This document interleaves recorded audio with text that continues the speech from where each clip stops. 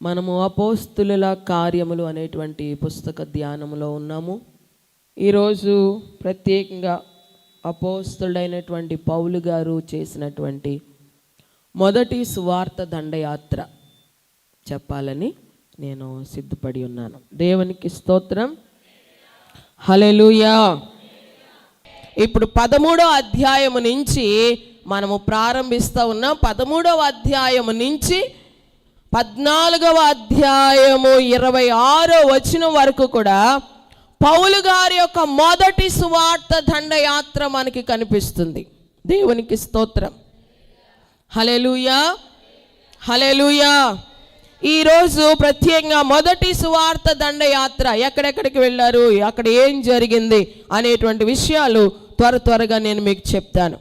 అయితే చూడండి, అంతియోకియాలో మొదటి వచనం మనం చదువుకుందాం ఒక్కసారి. అంతియోకియాలోనున్న సంఘములో బర్నబా, నిగేర్ అనబడిన సుమయోను, కురేనీయుడైన లూకియా, చతుర్థాధిపతి అయిన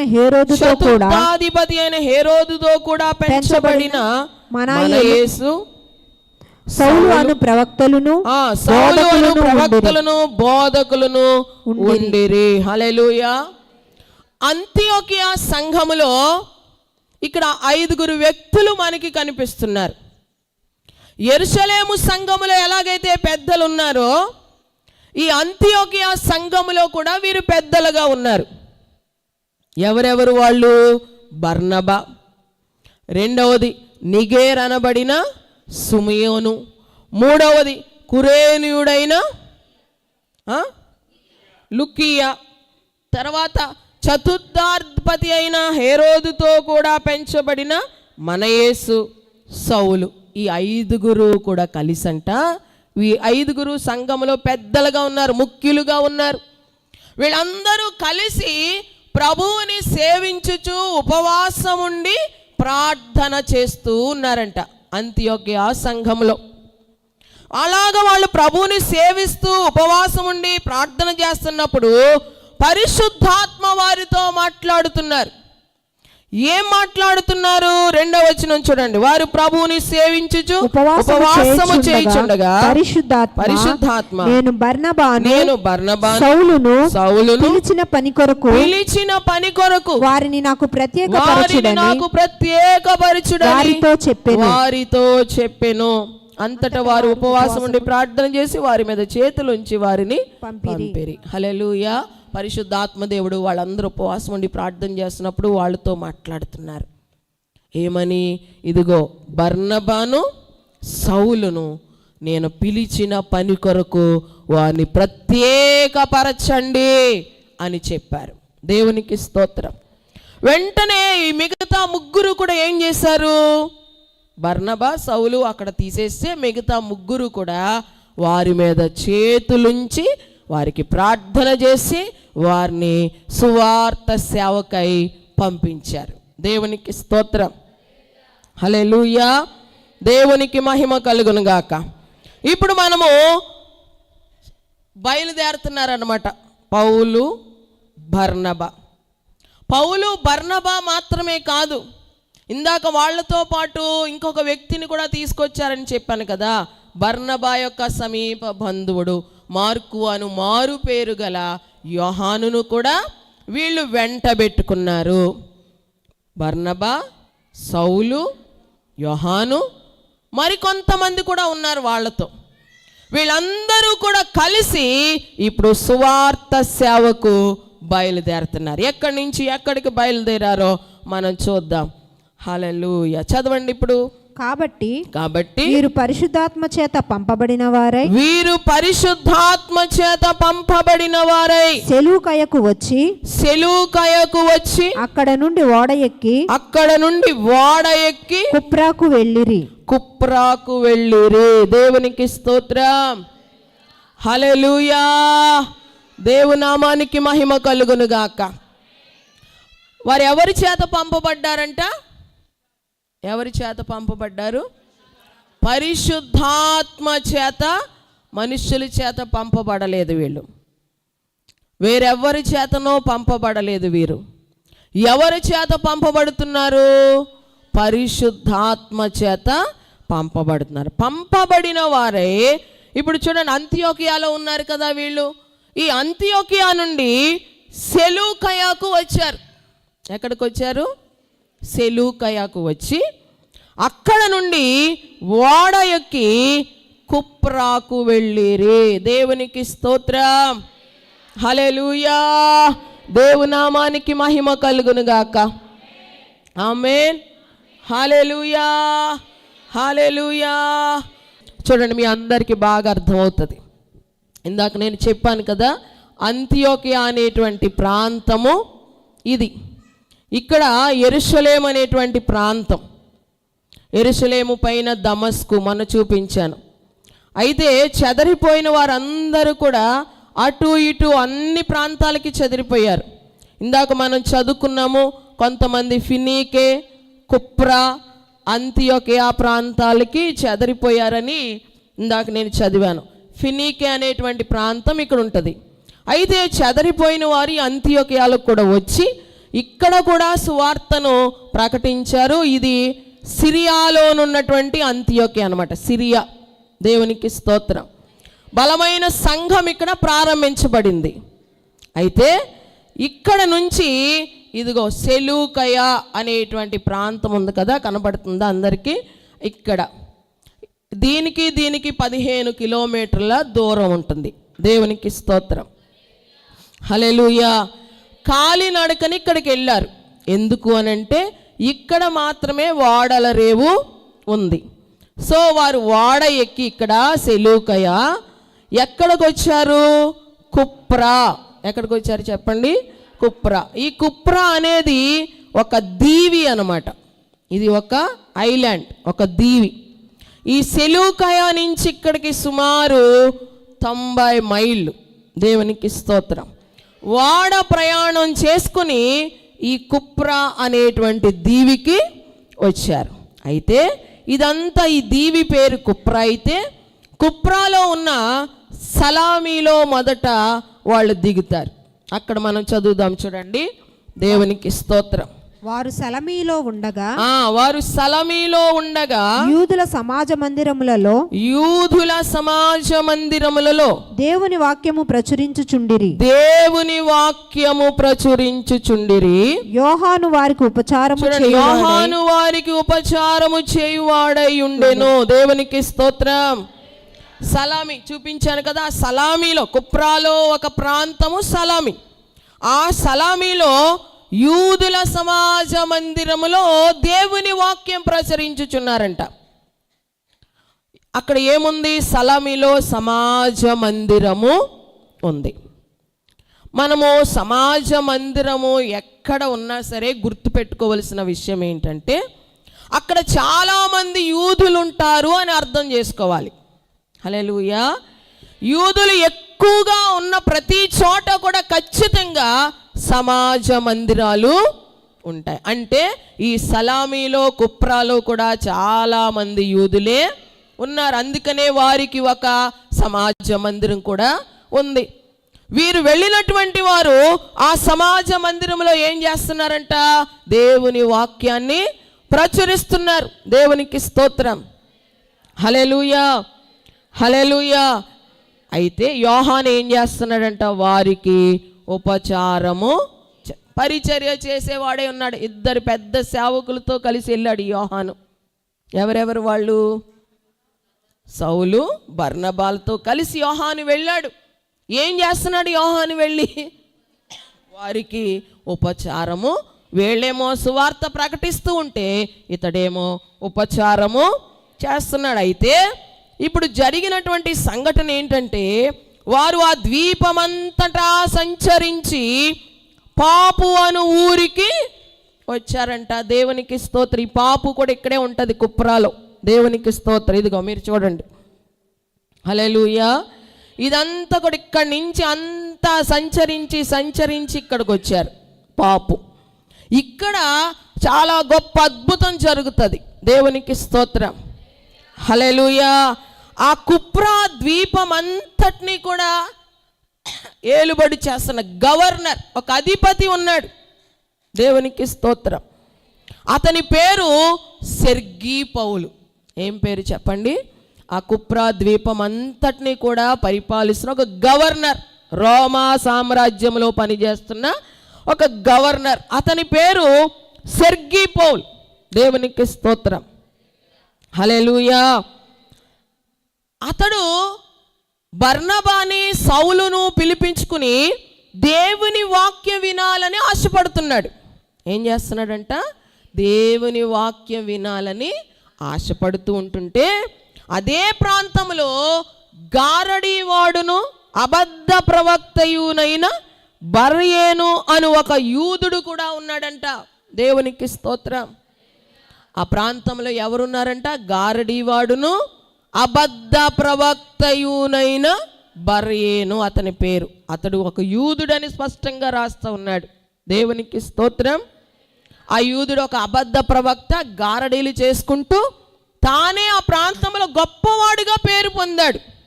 అయితే ఎప్పుడైతే ఆ అధిపతి ఈ బర్నబాను సౌలును పిలిపించుకుని దేవుని వాక్యం వినాలని ఆశపడుతూ ఉన్నాడో, ఈ గారడీవాడు ఏం చేస్తున్నాడంట? వాళ్ళ ద్వారా ఇతనికి సువార్త అందించుకోకుండా బర్నబాని సౌలును ఆటంకపరుస్తున్నాడంట. దేవునికి స్తోత్రం, హల్లెలూయా. ఏం చేస్తున్నాడు చెప్పండి? ఆటంకపరుస్తున్నాడంట. వాళ్ళిద్దరిని అధిపతి దగ్గరికి రానివ్వట్లా, వాక్యం చెప్పనివ్వకుండా ఆటంకపరిచేస్తున్నాడు. ఎందుకంటే వాళ్ళు చెప్తే సత్యం ఇతనికి తెలిసిపోతుంది. నేను అసత్యుణ్ణని, నేను అసత్యమైన కార్యాలు చేస్తున్నానని నా బండారం అంతా బయటపడిపోద్ది. వాళ్ళు గనుక వచ్చి ఇతనికి సత్య సువార్తను చెప్తే అసలైన నా బండారం అంతా బయటపడిపోద్ది, నేను అసత్యం బోధిస్తున్నానని తెలుస్తుంది అని ఆ చెడ్డ ఉద్దేశంతో ఈ గారడీవాడు పౌలును బర్నబాని అధిపతి దగ్గరికి రాకుండా ఆపేస్తా ఉన్నాడంట. దేవునికి స్తోత్రం. అయితే ఇది గ్రహించినటువంటి పౌలు పరిశుద్ధాత్మతో నిండిన వాడై చెప్తున్న మాట ఏంటో చూడండి, 10వ వచనం. అతని తేరి చూచి సమస్త కపటముతోను సమస్త దుర్మార్గముతోను నిండినవాడా, అపవాది కుమారుడా, సమస్త నీతికి విరోధి, నీవు ప్రభువు యొక్క తిన్నని మార్గములు చెడగొట్టుట మానవా, ఇదిగో ప్రభువు తన చెయ్యి మీద ఎత్తి ఉన్నాడు, కొంతకాలం గుడ్డివాడవై సూర్యుని చూడకుందువని చెప్పెను. దేవునికి స్తోత్రం. పరిశుద్ధాత్మతో నిండిన వాడై పౌలు గారు అంటున్నారు, ఆ గారడి వాడితో కపటముతో నిండుకొని ఉన్నావు, దుర్మార్గతతో నిండుకొని ఉన్నావు, నువ్వు అపవాది కుమారుడివి, నీతికి విరోధివి, ప్రభు యొక్క మార్గాల్ని ఎందుకు నీవు అడ్డగిస్తున్నావు అని ఆ గారడి వాడిని తిట్టి, ఇదిగో దేవుని ఉగ్రత నీ మీదకి రాబోతుంది, నీవు కొంతకాలము గ్రుడ్డివాడవై సూర్యుని చూడవు అని అతనితో పలకగానే ఆ క్షణమందే అతని కన్నులు మబ్బును చీకటిని కమ్మేశాయంట. అతడు ఎవరి చెయ్యైనా పట్టుకుని అటు ఇటు తిరుగుదామని చూస్తున్నాడంట. నడవలే, కళ్ళు కనబడట్ల, గ్రుడ్డివాడైపోయాడు. దేవునికి స్తోత్రం, హల్లెలూయా. ఎవరు? గారడీ వాడైనటువంటి బర్యేను అనేటువంటి ఆయన ఆ సలామి అనేటువంటి ప్రాంతంలో, సలామి కాదు పాపు అనేటువంటి ప్రాంతంలో గ్రుడ్డివాడైపోయాడు. అయితే ఇది చూసినటువంటి ఆ అధిపతి అంట ప్రభు బోధకు ఆశ్చర్యపడి వెంటనే విశ్వసించాడంట. దేవునికి స్తోత్రం. ఆ గవర్నర్ ప్రభువుని విశ్వసించాడు. ఆ కుప్రా ప్రాంతంలో ఉన్నటువంటి అధిపతి ప్రభువును విశ్వసించి ప్రభు నామాన్ని అంగీకరించాడు. ఇతడు ఒక రోమా సామ్రాజ్యపు అధికారి. దేవునికి స్తోత్రం, హల్లెలూయా.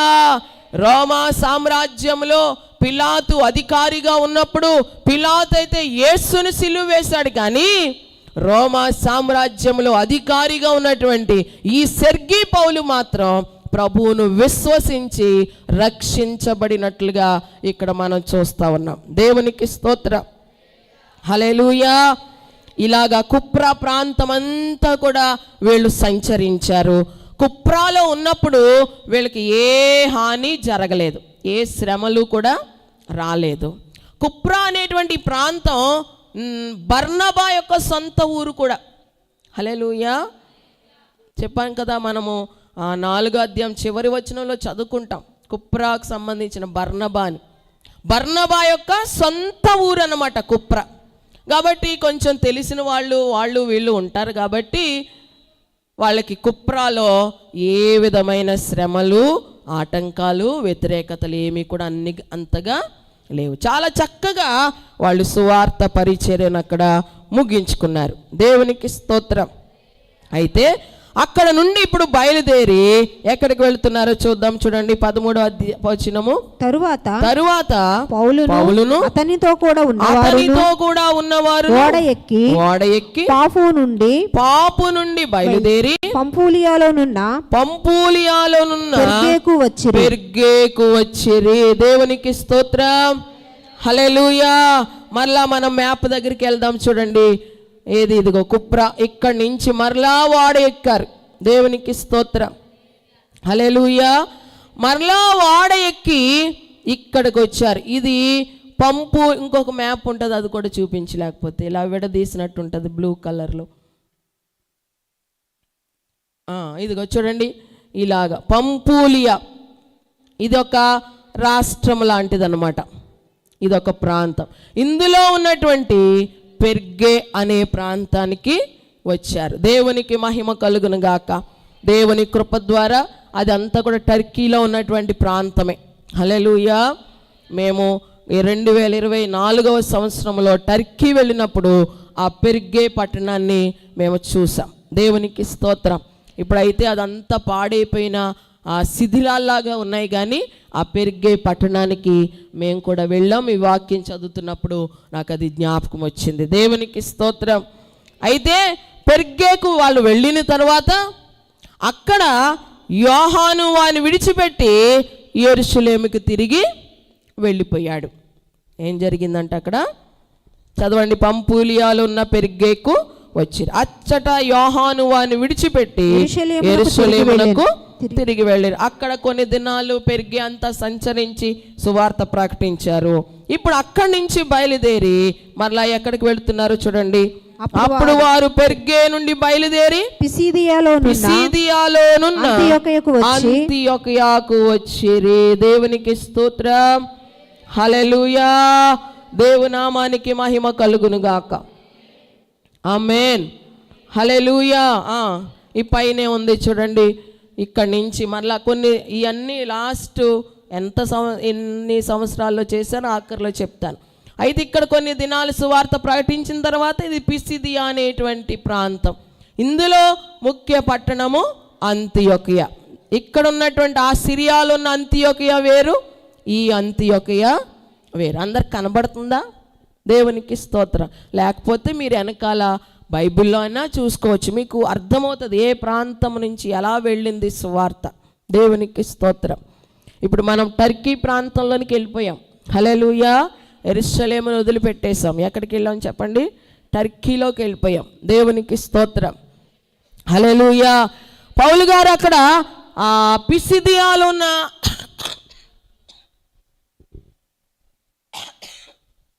అంతియొకయకు వచ్చారు. అక్కడ కూడా విశ్రాంతి దినమున సమాజ మందిరంలోనికి వెళ్ళి కూర్చున్నారు. మీరు గుర్తుపెట్టుకోవాలి, సమాజ మందిరం ఎక్కడున్నా సరే అక్కడ ఎక్కువ మంది యూదులు ఉన్నట్టు అర్థం అన్నమాట. కాబట్టి ఈ యొక్క అంతియొకయలో కూడా చాలామంది యూదులు ఉన్నారు. ఇక్కడ కూడా మరి సమాజ మందిరం ఉంటే అక్కడికి వెళ్ళి సమాజ మందిరంలో కూర్చుని లేఖనాలను బోధిస్తా కూర్చున్నప్పుడు అక్కడ కొంతమంది అడిగారంట వీళ్ళని, మీరు మాకేమైనా బోధిస్తారా అని వీళ్ళకి అవకాశం ఇచ్చారు. దేవునికి స్తోత్రం.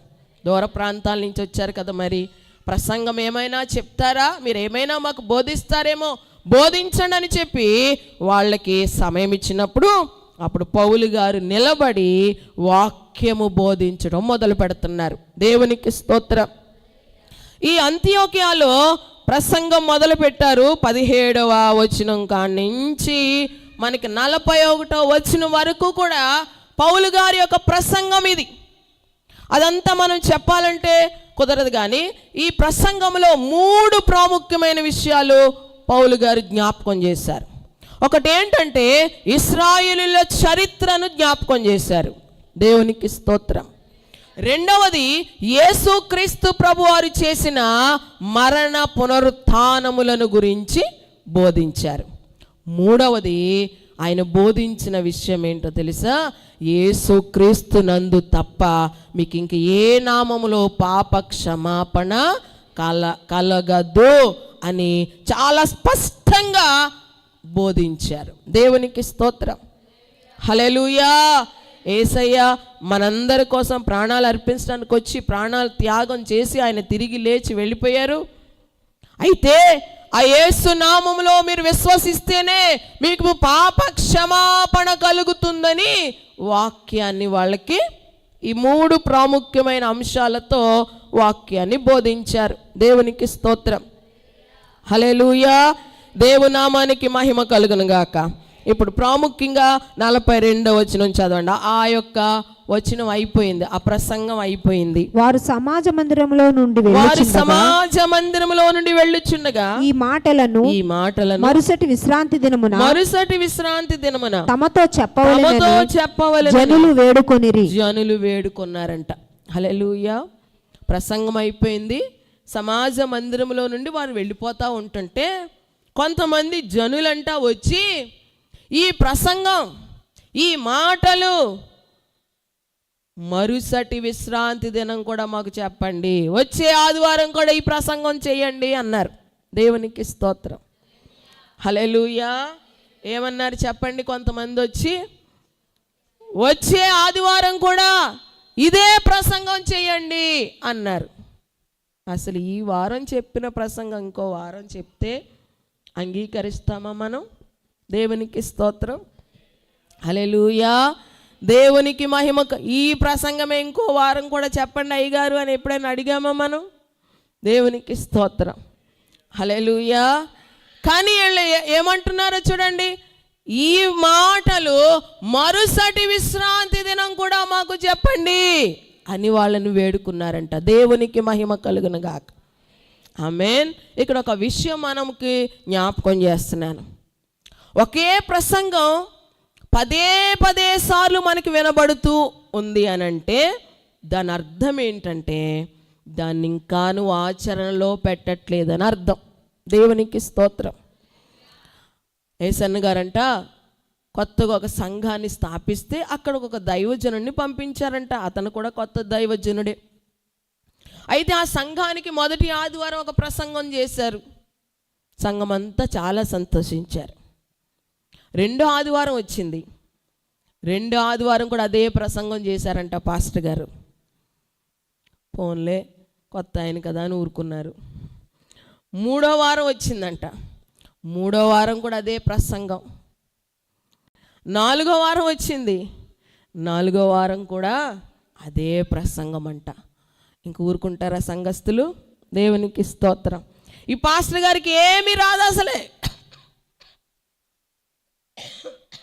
చెప్పిన ప్రసంగమే చెప్తున్నారు. ఇది తప్ప ఏమీ రాదేమో ఈయనకి. దేవునికి స్తోత్రం, హల్లెలూయా. నాన్నగారు చిన్నప్పుడు ఒక చెప్తా ఉండేవారు. ఒక ఆయన దగ్గర బంధువుల్లో ఒక ఆయన క్రిస్మస్ రోజున ప్రసంగానికి ఇస్తే ప్రతి సంవత్సరం అదే ప్రసంగం అంట. స్టార్టింగే ఎలా ఉండేదంట, నేను గుంటూరు నుండి వచ్చుచుండగా నేను ఎక్కిన దాన్ని ఏమంటారు ట్రైన్లోనే వాడు కూడా ఎక్కాడు, నా ముందే కూర్చున్నాడు, సిగరెట్ తీశాడు, గుప్పు గుప్పుమని పీలుస్తున్నాడు. ఇదే ప్రసంగం అంట. ప్రతి సంవత్సరము కూడా ప్రసంగానికి టైం ఇస్తే ఇదే ప్రసంగం చెప్పేవారంట. నాన్నగారు చిన్నప్పుడు మాకు అలా చెప్తా ఉండేవారు. దేవునికి మహిమ కలుగును గాక. అలాగే ఈయన కూడా ఎన్ని వారాలు చెప్పినా అదే ప్రసంగం.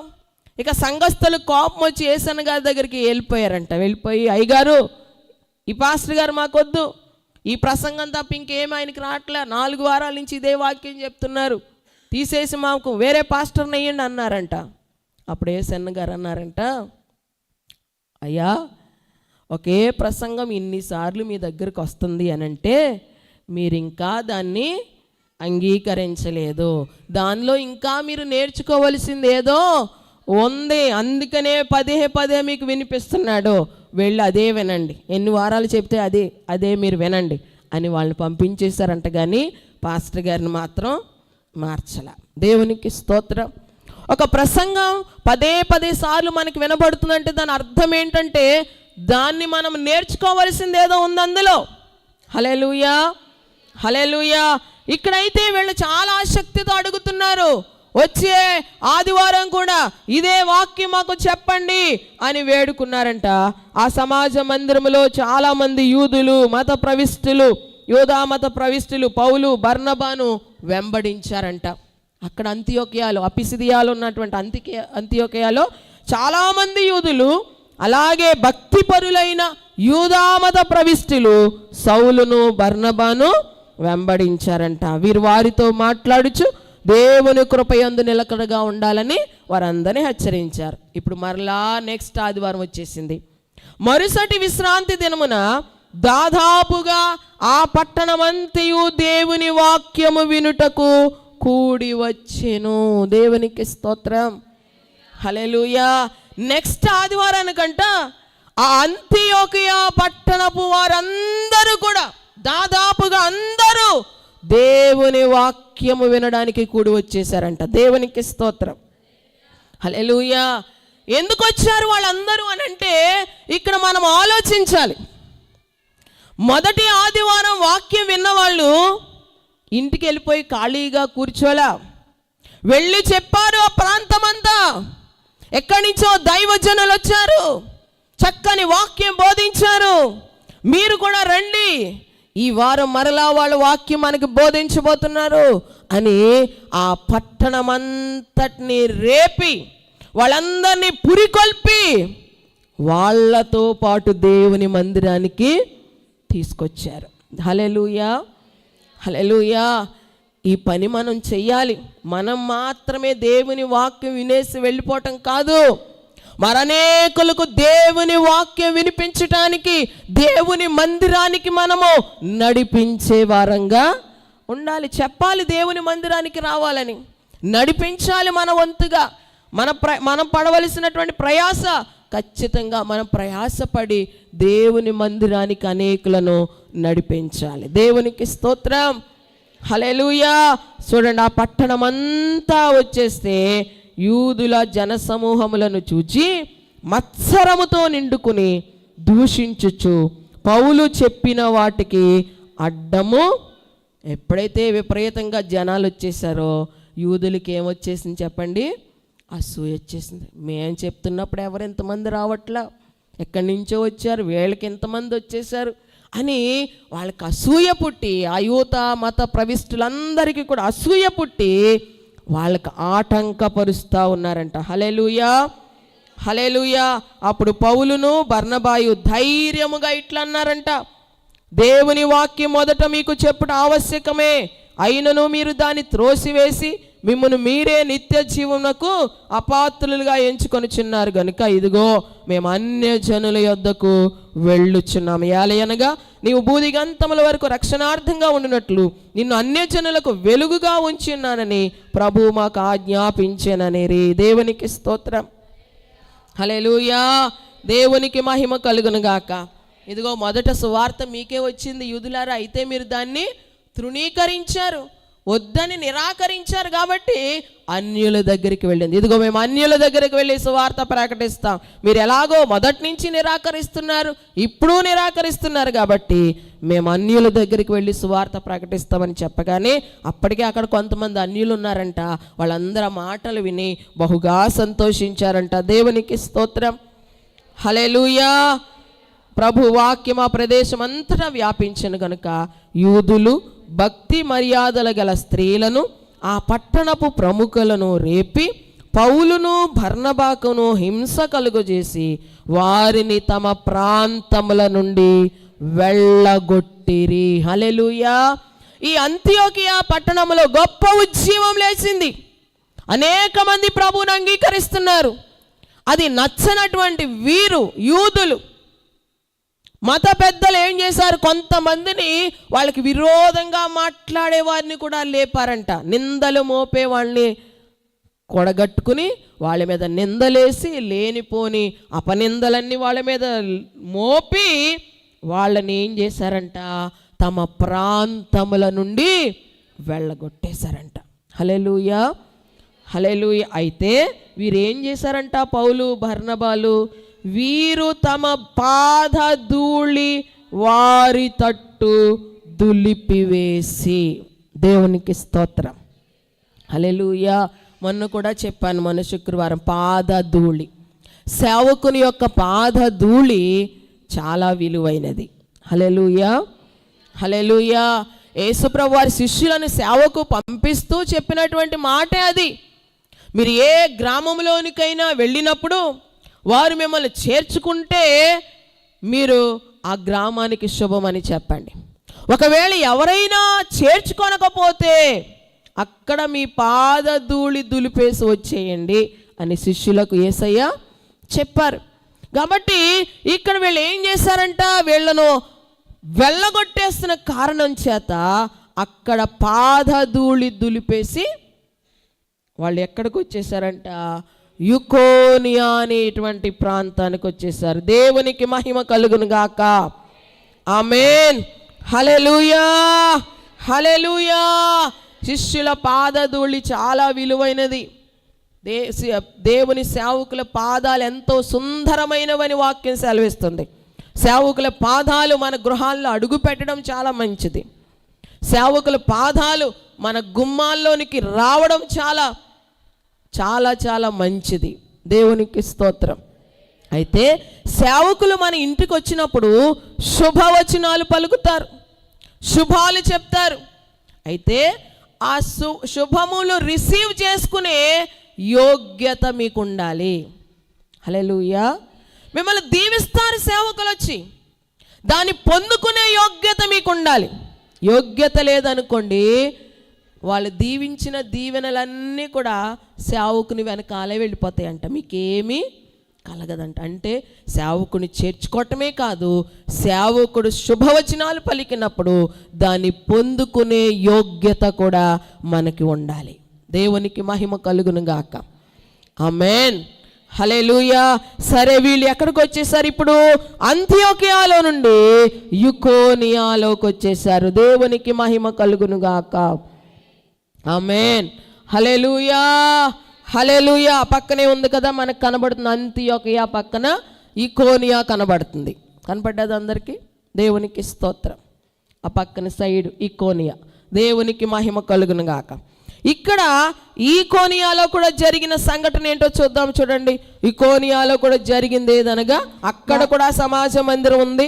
సమాజ మందిరంలో వాళ్ళు ప్రవేశించి తేటగా బోధిస్తున్నందున అక్కడ అనేక మంది యూదులు, గ్రీసు దేశస్థులు కూడా విశ్వసించారు. అయితే అవిధేయులైన యూదులు అన్యజనులను పురుకొల్పి వారి మనసులలో సహోదరుల మీద పగ పుట్టించి, ఇక్కడ కూడా చాలామంది యూదులు మరి గ్రీసు దేశస్థులు కూడా ప్రభువుని అంగీకరిస్తూ ఉన్నప్పుడు ఇక్కడ కూడా కొంతమంది అవిధేయులైన యూదులు, నమ్మని యూదులు, ఇది అంగీకరించని యూదులు కొంతమందిని అన్యజనులను పురుకొల్పి వారి మనస్సులలో సహోదరులంటే ఈ బర్నబా సౌలు మీద పగ పుట్టించారంట. దేవునికి స్తోత్రం.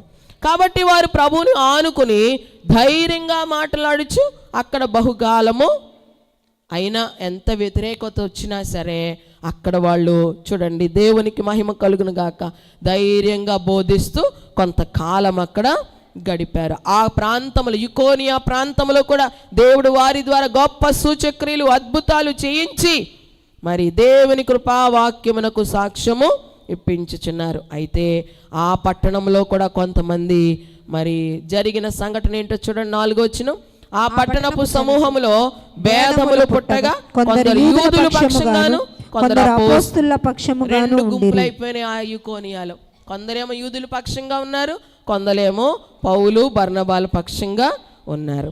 మరియు అన్యజనులను యూదులను తమ అధికారులతో కలిసి వారి మీద పడి వారిని అవమానపరిచి రాళ్ళు రువ్వి చంపవలెనని వీళ్ళందరూ కలిసి, విరోధస్తులందరూ కూడా కలిసి రాళ్ళు రువ్వి వాళ్ళని చంపేద్దామని ప్లాన్ చేసుకుంటున్నారంట. దేవునికి స్తోత్రం. ఎవరిని? పౌలుని, బర్నబాని చంపేద్దామని ప్లాన్ చేసుకుంటున్నప్పుడు ఈ సంగతి తెలుసుకుని వాళ్ళు ఏం చేశారంట, లుకయోనియాలోని పట్టణములగు లుస్త్రాకును దెర్బేకును చుట్టుపట్లనున్న ప్రదేశమునకు పారిపోయి అక్కడ సువార్త ప్రకటించుచుండిరి. ఇప్పుడు ఈ లుకయోనియాలో కూడా కొంతమంది రాళ్ళు రువి చంపేయాలని ఆలోచన చేసుకున్నారని తెలుసుకుని వీళ్ళు అక్కడి నుంచి ఎక్కడికి, ఇక్కడ ఉంటుంది చూడండి, పారిపోయి, హల్లెలూయా, పారిపోయారంట పౌలు బర్నబాలు. ఎక్కడికి? లుస్త్రా, దెర్బే అనేటువంటి ప్రాంతాలకి పారిపోయారు. హల్లెలూయా. పారిపోవచ్చా అండి అలాగా? హల్లెలూయా. అంటే పారిపోవాలి. ఎందుకు అని అంటే వాళ్ళు ప్రకటించవలసింది ఇంకా చాలా ఉంది. అక్కడే ఉంటే వాళ్ళ ప్రాణాలు పోతే సువార్త ఇంకా ఎలా వెళ్తుంది? ఇంకా వాళ్ళు ప్రకటించవలసిన ప్రాంతం చాలా ఉంది కాబట్టి అప్పుడు వాళ్ళు తప్పించుకొనడం యుక్తమే. హల్లెలూయా. దేవునికి మహిమ కలుగును గాక. ఆమేన్. కాబట్టి అక్కడి నుంచి పారిపోయి ఎక్కడికి వచ్చారు చెప్పండి? లుస్త్రా, దెర్బేకు వచ్చారు. ఫస్ట్ లుస్త్రాలో ఏం జరిగిందో మనం చూస్తే, లుస్త్రాలో బలహీన పాదములు కలిగిన ఒకడు ఉన్నాడంట. దేవునికి స్తోత్రం. పుట్టినది మొదలుకుని కుంటివాడైన ఒక మనుష్యుడు ఆ లుస్త్రాలో ఉన్నాడు. అయితే పౌలు ఏం చేశాడు? ఆ కుంటివాణిని స్వస్థపరిచాడు. కుంటివాడు చక్కగా పాదములు మోపి నడుస్తూ ఉన్నాడంట. రెండు చేతులు పైకెత్తి స్తోత్రం చెప్పండి. ఎప్పుడైతే కుంటివాడు నడుస్తున్నాడో ఆ లుస్త్రాలో కొంతమంది పెద్దలు ఉన్నారంట. దేవునికి స్తోత్రం. వాళ్ళందరూ ఏం చేశారంటే దేవతలే మనుష్య రూపం ధరించుకుని మన దగ్గరకు వచ్చేసారు. హల్లెలూయా. వీళ్ళిద్దరిని మనుషులుగా చూడట్లేదు పౌలును బర్నబాని. దేవతలే మనుష్య రూపము ధరించుకుని మన మధ్యలోనికి వచ్చారు. దేవతలు కాకపోతే ఇలాంటి కార్యాలు ఎవరు చేస్తారు? వీళ్ళు దేవతలే మనుష్య రూపం ధరించుకుని మన మధ్యకి వచ్చారని చెప్పి బర్నబాకేమో ద్యుపతి అని పేరు పెట్టారంట, దేవతి పేరు. పౌలు గారికేమో హెర్మే అని పేరు పెట్టంట. ఇప్పుడు ఆ ద్యుపతి యొక్క పూజారంట, గుడిలో ఉన్నటువంటి పూజారి ఎడ్లను తీసుకుని, పూదండలను తీసుకుని సమూహముతో బయలుదేరి వచ్చేస్తున్నాడంట పౌలు బర్నబాల దగ్గరికి. వాళ్ళకు దండలేసేసి, హల్లెలూయా, ఆ ఎద్దులను వాళ్ళ ఎదుట బలిచ్చేసి వీళ్ళను ఊరేగింపుగా మొత్తం ఊరంతా ఊరేగించేద్దామని ఆలోచన చేత దండలు ఎడ్లను తీసుకుని సమూహముతో వచ్చేస్తున్నాడంట పూజారి. దేవునికి స్తోత్రం. హల్లెలూయా. వాళ్ళు ఏమి నమ్ముతున్నారు అని అంటే దేవతలే మనుష్య రూపంలో మన దగ్గరికి వచ్చారని నమ్ముతున్నారంట. హల్లెలూయా. దేవునికి మహిమ కలుగును గాక. రెండు చేతులు పైకెత్తి స్తోత్రం చెప్పండి. హల్లెలూయా. దేవునామానికి మహిమ కలుగును గాక. వాళ్ళు గ్రీకు పురాణాన్ని నమ్ముతారు. గ్రీకు పురాణంలో ఒక స్టోరీ ఉందన్నమాట. ఆ స్టోరీ ఏంటంటే ఒకానొక సమయంలో ఇద్దరు దేవతలంట భూమి మీదకి దిగొచ్చారంట మనిషి రూపంలో. దిగొస్తే వారిని ఒక వృద్ధ దంపతులు చేర్చుకున్నారంట. చేర్చుకుంటే ఆ వృద్ధ దంపతులు చాలా సంపన్నులైపోయారంట. హల్లెలూయా. సంపన్నులైపోయారు. ఆ మనుషులను చేర్చుకున్నవారు, ఆ దేవతలను మనుషు రూపంలో వచ్చారు కదా, వాళ్ళు చేర్చుకున్న వారు అందరూ కూడానేమో ఆర్థికంగా బాగుపడిపోయారంట. చేర్చుకోలేని వారందరూ కూడా ఆర్థికంగా చితికిపోయారంట. దేవునికి స్తోత్రం. కాబట్టి వాళ్ళందరికీ ఇప్పుడు ఒక భయం. గ్రీకు పురాణాన్ని నమ్ముతారు. దేవతలే మనుష్య రూపంలో మన మధ్యకు వస్తారని వాళ్ళు నమ్ముతారు కాబట్టి అలాగే వచ్చుంటారు. ఇప్పుడు వీళ్ళు మనము గౌరవించకపోతే, వీళ్ళని మనం గణపరచకపోతే, వాళ్ళు మనం చేర్చుకోకపోతే మనం నష్టపోతాము అనేటువంటి భయముతో వీళ్ళిద్దరే దేవతలను అనుకుని వాళ్ళకి పూజలు చేయడానికి, ఎడ్లను బలివ్వడానికి, ఊరేగించడానికి మొత్తం సమూహం అంతా కొడుకుడు వచ్చేసారంట. దేవునికి స్తోత్రం. హల్లెలూయా. ఇది తెలుసుకున్నటువంటి పౌలు బర్నబాలు ఏం చేశారంటే వస్త్రాలు చింపుకొని, అయ్యో ఏంటి మీరు చేస్తున్నటువంటి పని, మేము కూడా మీలాంటి మనుష్యులమే, హల్లెలూయా, మీరు అనుకున్నట్టుగా మేము దేవతలము కాదు, మేము కూడా మీలాంటి మనుష్యులమే, దేవునికి స్తోత్రం, హల్లెలూయా, మీలాంటి స్వభావం గలవారమే మేము కూడా. అయితే ఇలా వ్యర్థమైన వాటి మీరు మనసు పెట్టొద్దు. ఆకాశాన్ని, భూమిని, సముద్రాన్ని, అందులో అన్నిటినీ సృష్టించిన సృష్టికర్త అయిన జీవము కలిగిన దేవుడు ఉన్నాడు, ఆయన వైపు మీరు చూడండి, ఆయన్ని నమ్ముకొనండి అని వాళ్ళందరికీ చెప్పడం ప్రారంభించారు. దేవునికి మహిమ కలుగును గాక. ఆ రోజున వాళ్ళకి బలివ్వకుండా ఆపడానికంట వాళ్ళు చాలా ప్రయాసపడవలసి వచ్చిందండి. చివరి లైన్లో ఉంది కదా, తమకు బలి అర్పింపకుండా సమూహములను ఆపుట బహుప్రయాస. అసలు వాళ్ళని ఆపడం చాలా కష్టమైందంట. లేదు మీరు పక్కకుండా బలి ఇచ్చేయాలంటున్నారు అంతే. ఇంకా హల్లెలూయా, మాట వినడానికి ఒప్పుకోవట్లేదు అంతే. పెద్ద పెద్ద ఎడ్లను తీసుకొచ్చేసారంట వాళ్ళ ముందు, ఆ ఎడ్లను బలివ్వడానికి. అయితే వాళ్ళందరిని ఆపు చేయడానికి చాలా ప్రయాసపడి చెప్పారు, మేము కూడా మీలాంటి మనుషులు, కానీ అన్నిటినీ సృష్టించిన సృష్టికర్త అయిన దేవుడు ఉన్నాడని దేవుని గురించి వారు సాక్ష్యం ఇచ్చి ఆయన్ని మీరు చేర్చుకొనండి అని వాళ్ళకి గట్టిగా చెప్పారు. దేవునికి మహిమ కలుగును గాక. ఆమేన్. ఇక 19వ వచనంలోకి వెళితే, అంతియోకియా నుండి యూకియా నుండి యూదులు వచ్చి జనసమూహాలను తన పక్షంగా చేసుకుని పౌలు మీద రాళ్ళు రువ్వి అతడు చనిపోయినను అనుకుని పట్టణపు వెలుపలికి అతనిని ఈలోగానంట అంతియోకియా నుండి వచ్చేసారంట కొంతమంది, యుకోనియా నుండి వచ్చారంట యూదులు. అంటే వీళ్ళు సువార్తను నమ్మనటువంటి అవిధేయులైన యూదులు అంతియోకియా నుండి వచ్చారు, యుకోనియాల నుండి కొంతమంది పోగుపడి ఎక్కడికి వచ్చేసారు, లుస్త్రాకు వచ్చేసి పౌలు గారిని పట్టుకుని రాళ్లతో కొట్టారంట. అప్పుడు మరి బర్నబా గారు దగ్గరలో లేరేమో, బహుశా అక్కడ ఉండకపోవచ్చు. పౌలు గారు ఒక్కరే కనపడ్డారు. పౌలు మీద రాళ్ళు రువ్వి అతడు చనిపోయాడు అనుకుని పట్టణపు వెలుపలికి ఈడ్చేసి వెళ్ళిపోయారంట. దేవునికి మహిమ కలుగును గాక. ఆమేన్, హల్లెలూయా.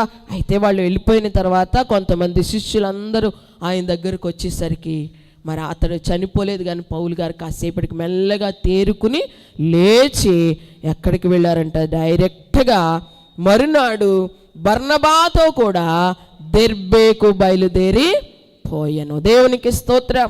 లుస్త్రా నుండి దెర్బేకు వెళ్ళిపోయారు మరలా పౌలు బర్నబాలు.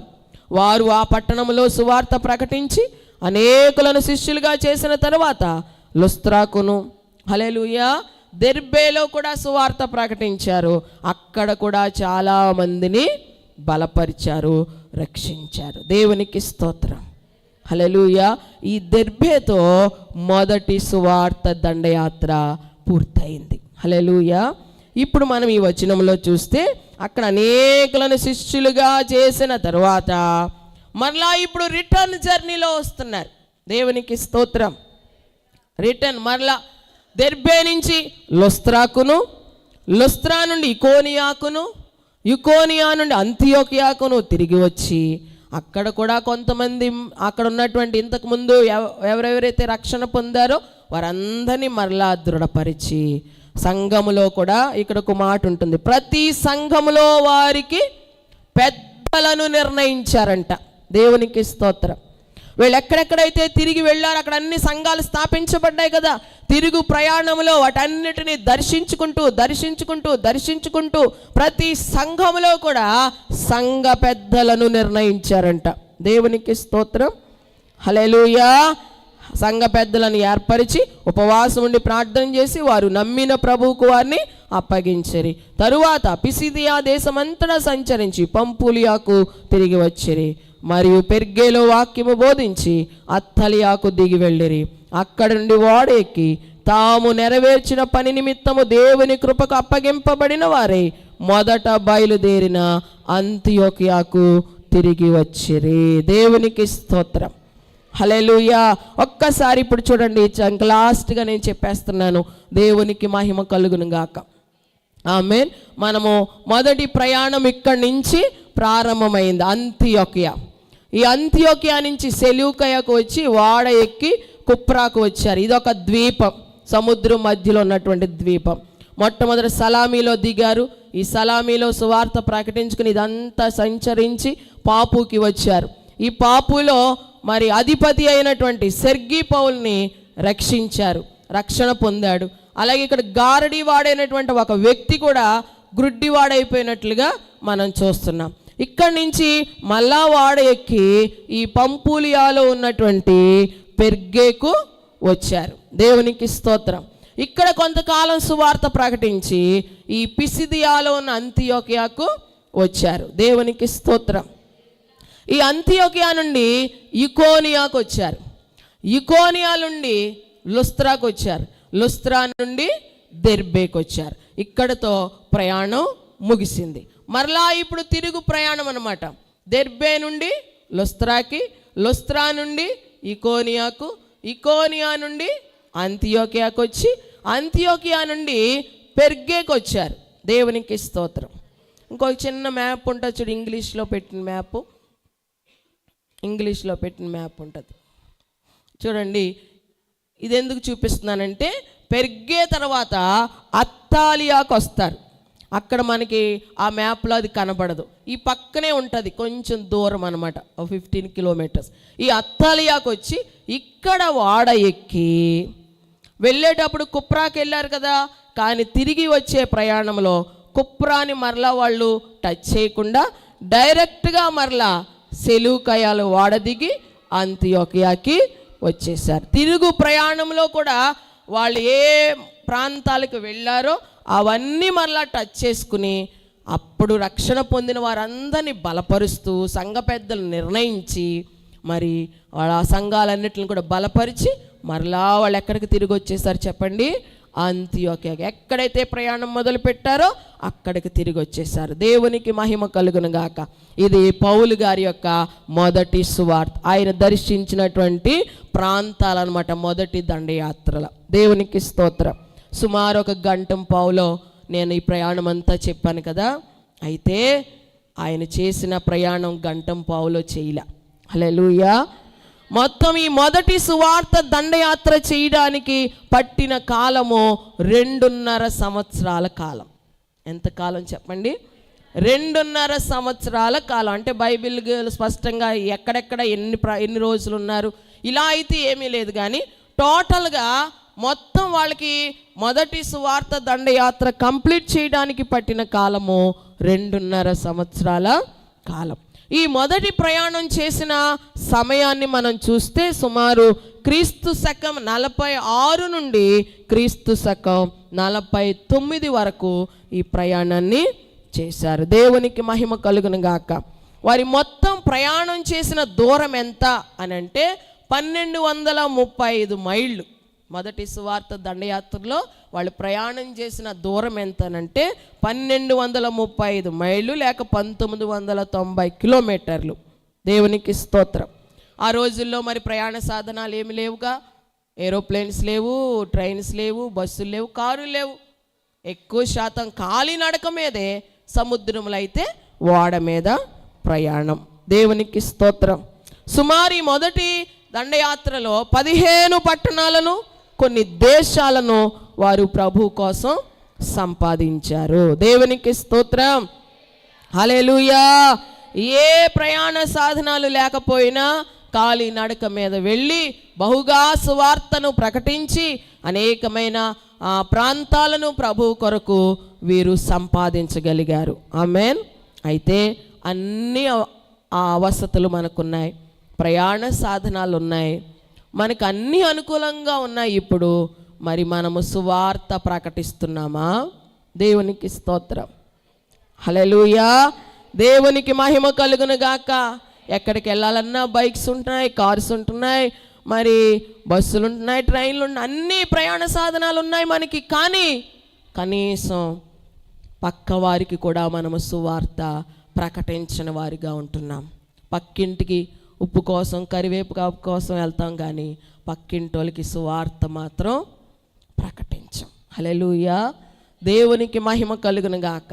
వాళ్ళంతగా ప్రయాసపడ్డారు కాబట్టే నేడు ఈ సువార్త మన వరకు వచ్చింది. హల్లెలూయా, హల్లెలూయా. వారు కూడా మనకలాగా సుఖానికి అలవాటు పడిపోయి ఎందుకు కష్టపడడం అని వాళ్ళు అనుకుని ఉంటే మరి సువార్త మన వరకు వచ్చేది కాదు. దేవునికి స్తోత్రం.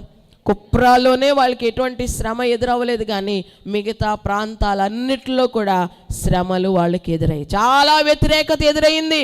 ఇక్కడ మనం చూసుకున్నాం, ఒక ప్రాంతంలో రాళ్లతో కొట్టారు. ఎక్కడ? లుస్త్రాలో రాళ్లతో కొట్టి మరి చచ్చిపోయాడు అనుకుని పట్టణం వెలుపలికి ఈడ్చేసి వదిలి వెళ్ళిపోయారు పౌలు గారిని. దేవునికి స్తోత్రం. ఎందుకు అంత బాధపడ్డారు అనంటే సువార్త ప్రకటించవలసిన భారం మా మీద ఉన్నది అంటున్నారు వాళ్ళు. అయ్యో, మేము సువార్త ప్రకటించకపోయిన యెడల మాకు శ్రమ అంటున్నారు పౌలు గారు. దేవునికి స్తోత్రం. హల్లెలూయా. ఏ ప్రయాణ సాధనాలు, ఏ అనుకూలతలు లేకపోయినా అంత భారంతో సువార్త ప్రకటించారు. మరి మనకు అన్ని అనుకూలంగా ఉండి కూడా మనము సువార్త ప్రకటిస్తున్నామా? ఆలోచించండి. దేవుని సువార్తను, దేవుని ప్రేమను మన ఇరుగు పొరుగు వారికి మనం చెప్పగలుగుతున్నామా? ఆలోచించండి. దేవునికి స్తోత్రం. హల్లెలూయా. ఈ ఆదివారం నేను చెప్పాలనుకున్న అంశం ఏంటంటే, మన వంతుగా మనము కూడా సువార్త సేవను చేద్దాం, సువార్తను వ్యాపింపచేద్దాం. దాని కొరకు మన పనులన్నీ మానేసుకుని సంచేసుకుని ఊరు తిరగాలని దాని ఉద్దేశం కాదు. మన ఇరుగు పొరుగు వారికే దేవుని ప్రేమను చిన్న చిన్న మాటల్లోనే చెప్పడమే. హల్లెలూయా. మీకొచ్చిన మాటల్లో చెప్పడమే సువార్త.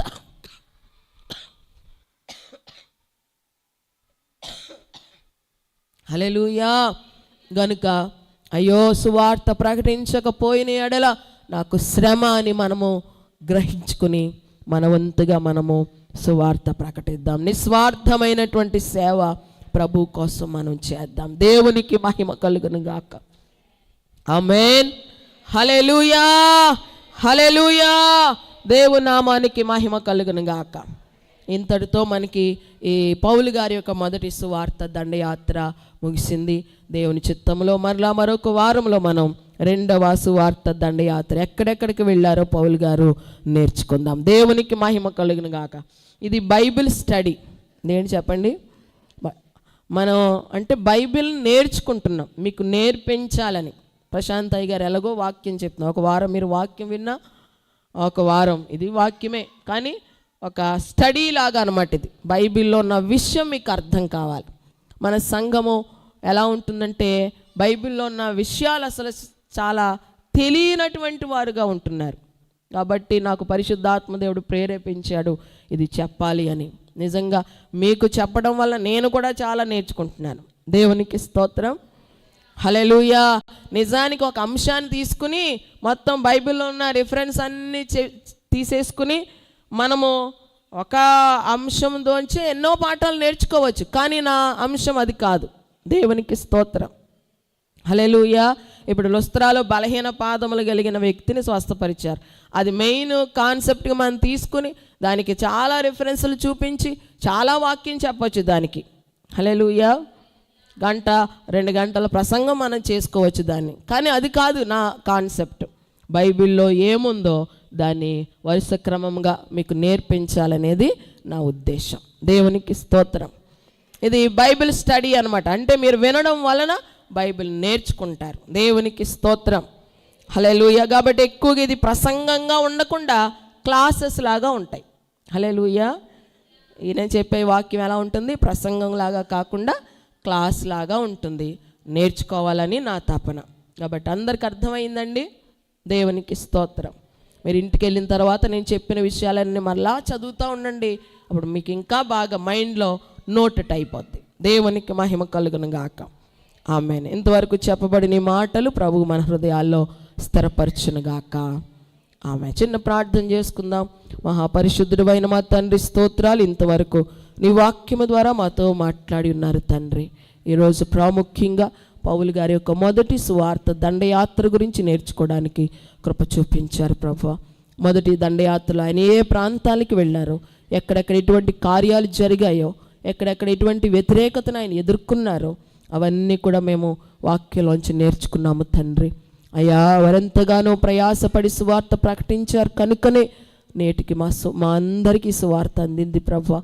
అయ్యా, మేము కూడా సువార్త భారం కలిగిన వారుగా ఉండడానికి మీ సహాయం మాకందరికీ దయచేయమని, ఈ వాక్యము ప్రతి బిడ్డ హృదయాల్లో మీరు స్థిరపరచమని, ఆశీర్వదించమని యేసు నామములో ప్రార్థిస్తున్నాను తండ్రి.